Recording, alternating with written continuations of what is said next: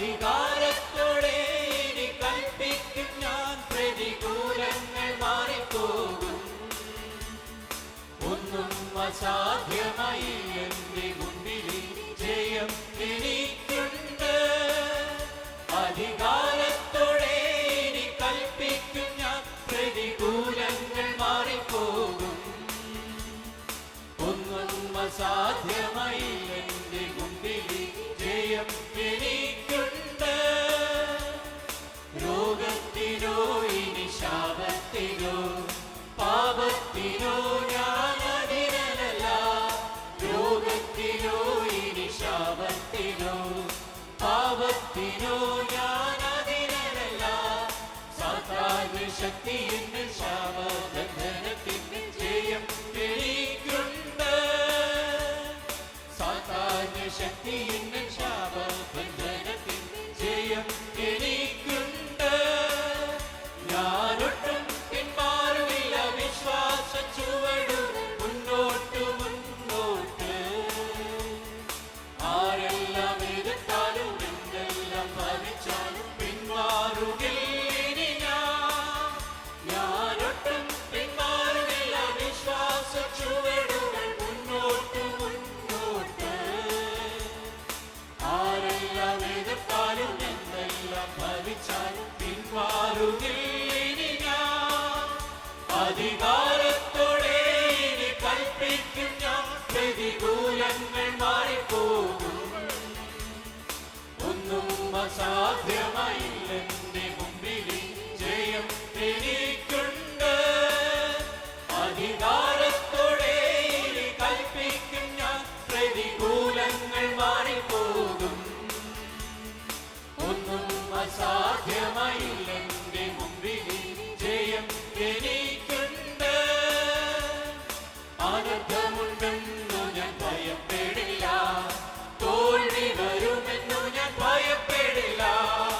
അനർത്ഥമുണ്ടെന്നു ഞാൻ ഭയപ്പെടില്ല, തോൽവി വരുമെന്നു ഞാൻ ഭയപ്പെടില്ല. ശത്രു ജയിക്കുമെന്നു ഭാവി നശിക്കുമെന്നു ഇനിമേ ഞാൻ ഭയപ്പെടില്ല. ശത്രു ജയിക്കുമെന്നു ഭാവി നശിക്കുമെന്നു ഇനിമേ ഞാൻ ഭയപ്പെടില്ല. ഞാനൊട്ടും പിന്മാറുന്നില്ല, വിശ്വാസ ചുവടുകൾ മുന്നോട്ട് മുന്നോട്ട്. ആരെല്ലാം എതിർത്താലും എന്തെല്ലാം ഭാവിച്ചാലും പിന്മാറുകില്ല ഞാൻ. ഞാനൊട്ടും പിന്മാറുന്നില്ല, വിശ്വാസ ചുവടുകൾ മുന്നോട്ട് മുന്നോട്ട്. ആരെല്ലാം എതിർത്താലും എന്തെല്ലാം ഭാവിച്ചാലും പിന്മാറുകില്ല ഞാൻ. അധികാരത്തോടെ ഇനി കൽപ്പിക്കും ഞാൻ, പ്രതികൂലങ്ങൾ മാറിപ്പോകും. ഒന്നും അസാധ്യമായില്ലെന്റെ മുമ്പിൽ ജയം എനിക്കുണ്ട്. അധികാരത്തോടെ ഇനി കൽപ്പിക്കും ഞാൻ, പ്രതികൂലങ്ങൾ മാറിപ്പോകും. ഒന്നും അസാധ്യമായില്ലെന്റെ മുമ്പിൽ ജയം എനിക്കുണ്ട്. ആകുല ചിന്തയാൽ നിറയുന്നില്ല, ഭാരങ്ങളോർത്തിനി കരയുന്നില്ല. ആകുല ചിന്തയാൽ നിറയുന്നില്ല, ഭാരങ്ങളോർത്തിനി കരയുന്നില്ല. തക്ക സമയത്തെനിക്കെല്ലാം ഒരുക്കുന്നവൻ ഒരിക്കലും കൈവിടില്ല. തക്ക സമയത്തെനിക്കെല്ലാം ഒരുക്കുന്നവൻ ഒരിക്കലും കൈവിടില്ല. ഞാനൊട്ടും പിന്മാറുന്നില്ല, വിശ്വാസ ചുവടുകൾ മുന്നോട്ട് മുന്നോട്ട്. ആരെല്ലാം എതിർത്താലും എന്തെല്ലാം ഭവിച്ചാലും പിന്മാറുകില്ല ഞാൻ. ഞാനൊട്ടും പിന്മാറുന്നില്ല, വിശ്വാസ ചുവടുകൾ മുന്നോട്ട് മുന്നോട്ട്. ആരെല്ലാം എതിർത്താലും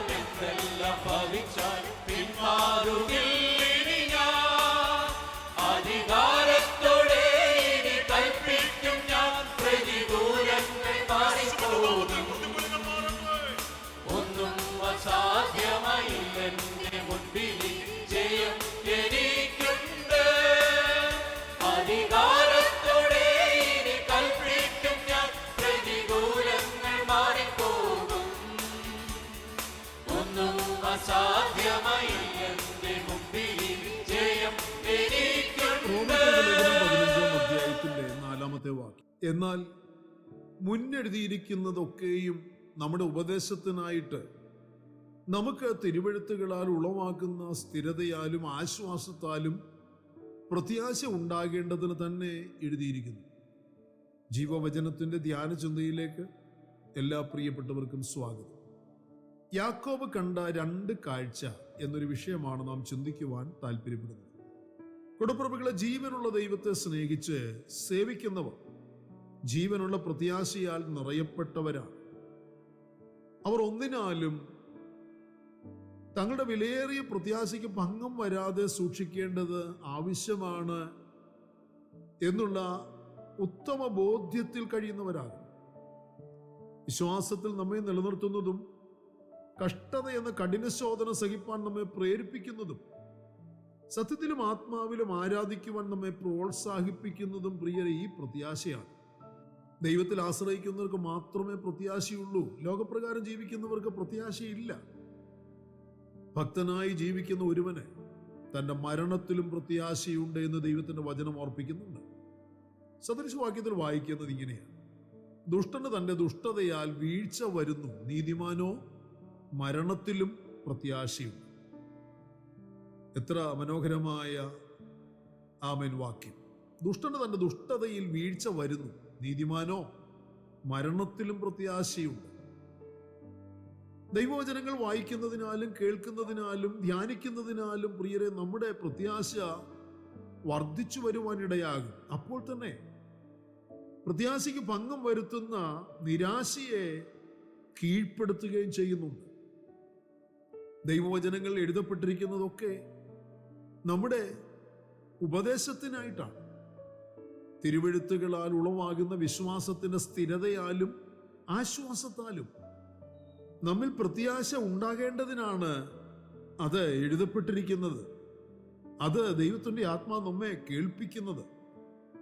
പ്രിയരെ, വലിയ പ്രതീക്ഷയോടെ ജീവിതം നയിക്കുകയും ശുശ്രൂഷ ചെയ്യുകയും ഉത്തരവാദിത്തങ്ങൾ നിറവേറ്റുകയും ചെയ്തു വരവേ പൊടുന്നനവേ നാം കേൾക്കുന്ന, നാം കാണുന്ന ചില കേൾവികളോ കാഴ്ചകളോ നമ്മുടെ പ്രത്യാശയെ നഷ്ടപ്പെടുത്തുവാനും നാം നിരാശയുടെ പടുകുഴിയിലേക്ക് വീഴ്ത്തപ്പെട്ടു പോകാനും ഒക്കെ ഇടയാക്കി തീർക്കാറുണ്ട്. അതിന് സാധ്യതയുള്ള ഒരു കാലഘട്ടത്തിലാണ്, ലോകത്തിലാണ് നാമും ആയിരിക്കുന്നത്. എന്നാൽ തുടർന്ന് ജീവിക്കണമെന്നുള്ള ആശ നഷ്ടപ്പെടുകയും, എന്തിനു വേണ്ടി ജീവിക്കണം, ആർക്കു വേണ്ടി ജീവിക്കണം, എല്ലാം വെറുതെ എന്നൊക്കെയുള്ള തോന്നലുകളും പലരിലും പലപ്പോഴും ഉളവാക്കപ്പെടാറുണ്ട്, ഇല്ലേ? ചില കേൾവികളും കാഴ്ചകളും നാം അതിൻ്റെ സത്യാവസ്ഥ എന്തെന്നറിയാതെ പലപ്പോഴും വിശ്വസിച്ചു പോയിട്ടുമുണ്ട്. എന്നാൽ അത് സത്യമായിരിക്കണമെന്നില്ല. ഒരുപക്ഷെ അത് യാഥാർത്ഥ്യമായിരിക്കും, സത്യമായിരിക്കണമെന്നില്ല. അവിടെ നാം കുഴഞ്ഞു പോകാറുണ്ട്.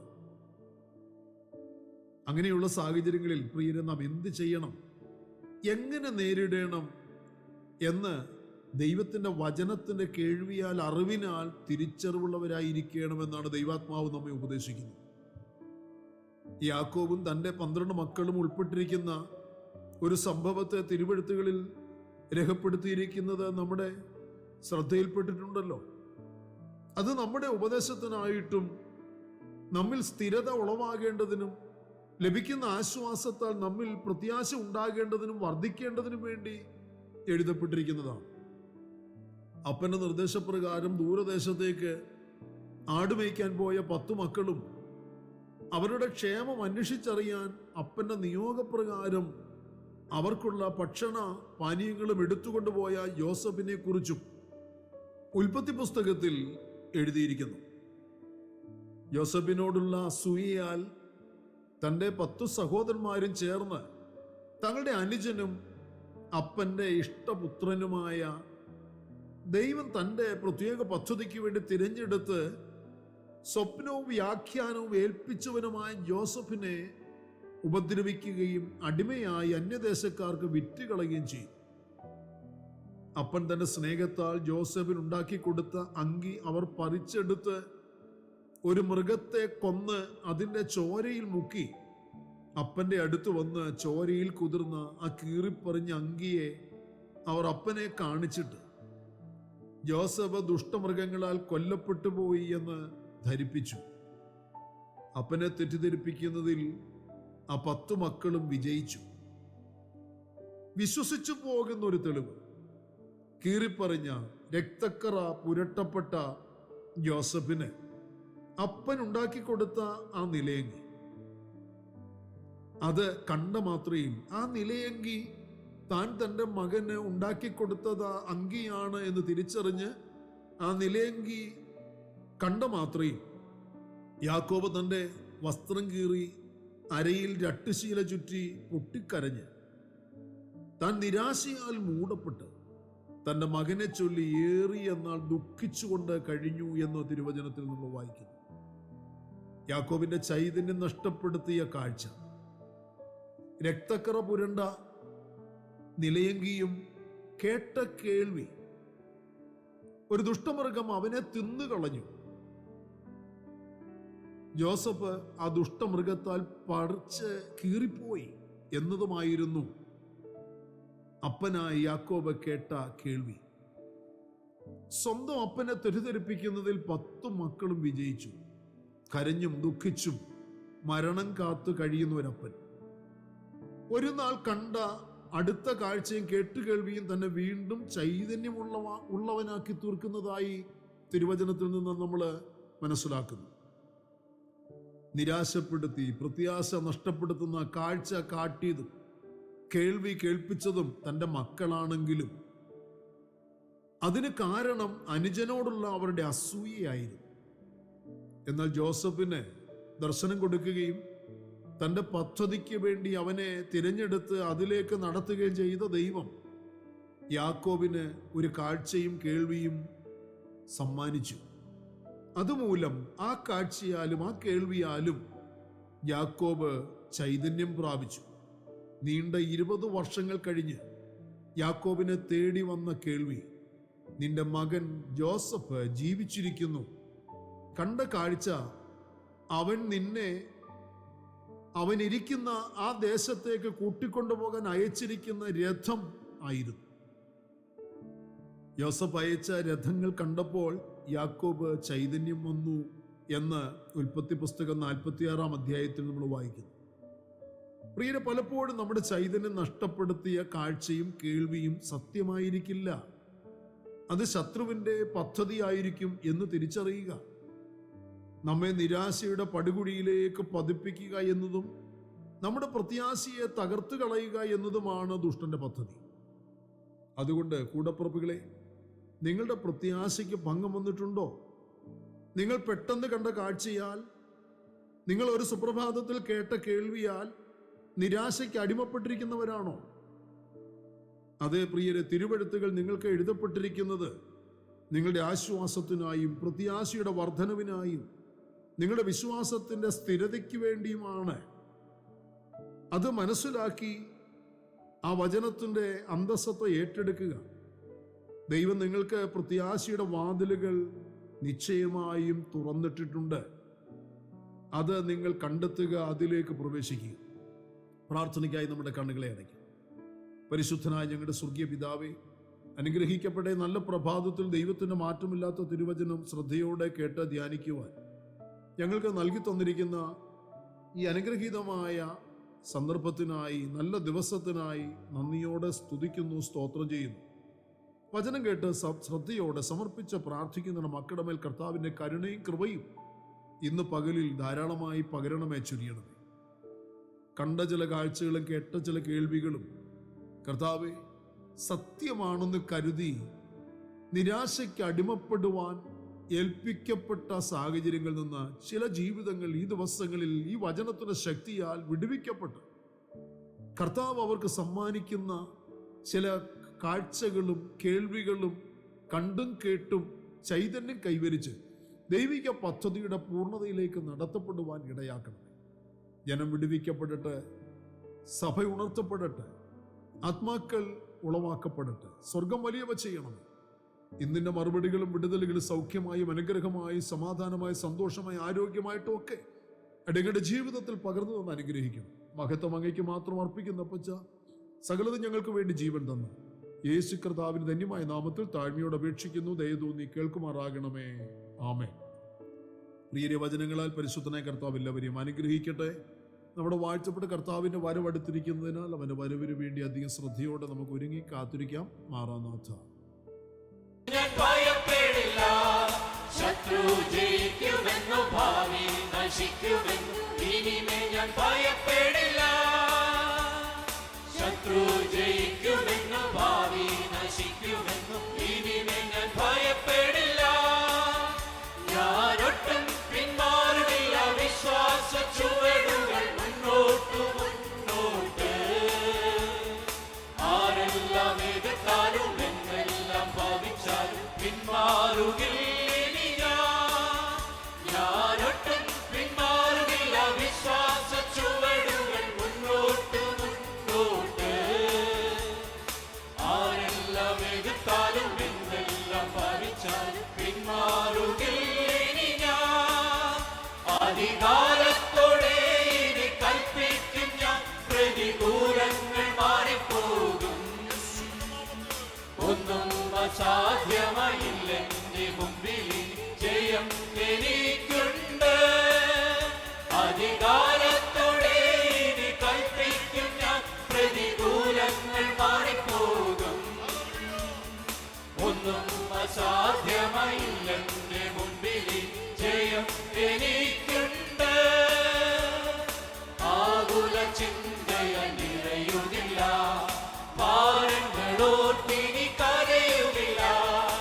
ആകുല ചിന്തയാൽ നിറയുകില്ല, ഭാരങ്ങളോർത്തിനി കരയുകില്ല. തക്ക സമയത്തെനിക്കെല്ലാം ഒരുക്കുന്നവൻ ഒരിക്കലും കൈവിടില്ല. തക്ക സമയത്തെനിക്കെല്ലാം ഒരുക്കുന്നവൻ ഒരിക്കലും കൈവിടില്ല. ഞാനൊട്ടും പിന്മാറുകില്ല, വിശ്വാസ ചുവടുകൾ മുന്നോട്ട് മുന്നോട്ട്. ആരെല്ലാം എതിർത്താലും എന്തെല്ലാം ഭവിച്ചാലും പിന്മാറുകില്ല. ഞാനൊട്ടും പിന്മാറുകില്ല, വിശ്വാസ ചുവടുകൾ മുന്നോട്ട് മുന്നോട്ട്. ആരെല്ലാം എതിർത്താലും എന്തെല്ലാം ഭവിച്ചാലും പിന്മാറുകില്ല. അധികാരത്തോടെ ഇനി കൽപ്പിക്കും ഞാൻ, പ്രതികൂലങ്ങൾ മാറിപ്പോകും. ഒന്നും അസാധ്യമായില്ല എന്റെ മുൻപിൽ, ജയം എനിക്കുണ്ട്. അധികാരത്തോടെ ഇനി കൽപ്പിക്കും ഞാൻ, പ്രതികൂലങ്ങൾ മാറിപ്പോകും. ഒന്നും അസാധ്യമായി